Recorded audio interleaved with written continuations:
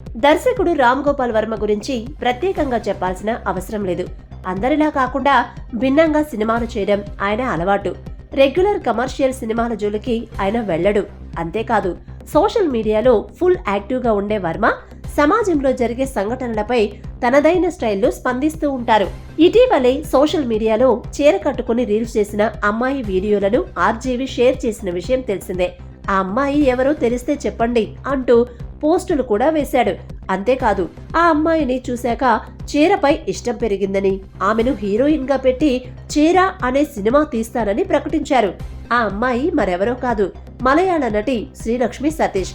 ఆమెపై రామ్ గోపాల్ వర్మ చేసిన ఈ పోస్టులు సోషల్ మీడియాలో తెగ వైరల్ అయ్యాయి.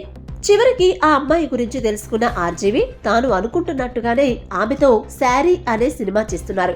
ఇదే విషయాన్ని అధికారికంగా ప్రకటిస్తూ శారీ ఫస్ట్ లుక్ ను కూడా రిలీజ్ చేశారు వర్మ. ఈ సినిమాకు ఆ అమ్మాయిని అందంగా వీడియోస్ తీసిన కెమెరామెన్ అఘోష్ నే దర్శకుడిగా పెట్టుకున్నాడు. ప్రస్తుతం ఈ సినిమాకు సంబంధించిన ఫోటోలు సోషల్ మీడియాలో తెగ వైరల్ అవుతున్నాయి. ఇది చూసిన నెటిజన్స్ "నువ్వు అసాధ్యుడివి వర్మ" అంటూ కామెంట్స్ చేస్తున్నారు.